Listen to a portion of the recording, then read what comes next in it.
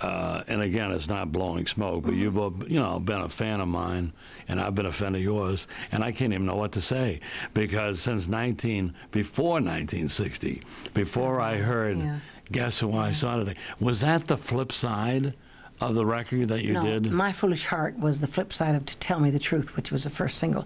Guess Who I Saw Today was never a single.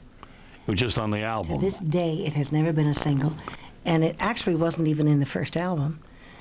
Guess Who I Saw Today was the song that got me everything, but it was in the second album, Something Wonderful. Yeah.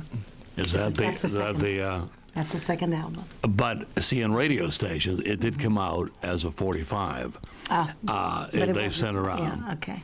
And this was the album that did it. The second one. With Billy May. And of the course, first one was also with Billy May. Exactly. The third was with George Shearing, the fourth with Cannonball.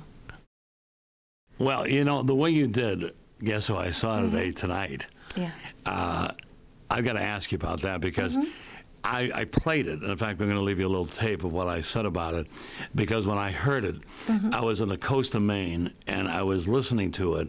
The song had been around for like 8 years, and I think Eartha Kitt was in 52. It was in New Faces of 52. It was Eartha. I never heard it by. I heard it by. Oh no, Edie Gourmet sang it from the play first, and then Carmen McRae. Then Carmen. I heard it by Carmen. Carmen, in the last few years of her life, I mean, I'd heard terrible horror stories that Carmen was upset with me because it became my signature song. But that was the furthest thing from the truth. But the way you did that then, the way you did that, I just recently heard it again coming up. We drove in from Atlantic City where the boat is. It was my signature song. But the way you did that. It became everything to me. I mean, why did you choose that at that time? It was a fabulous song. But the way you guys did are guys. Well, wait. Well, I mean, it's just so. There was no thought about it. I just did it because the song speaks for itself. The song is there. But being around for 8 years, and then you take it and make it into a monster, or whatever they call things in the radio record business.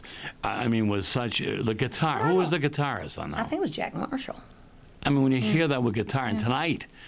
People have got to see your shows.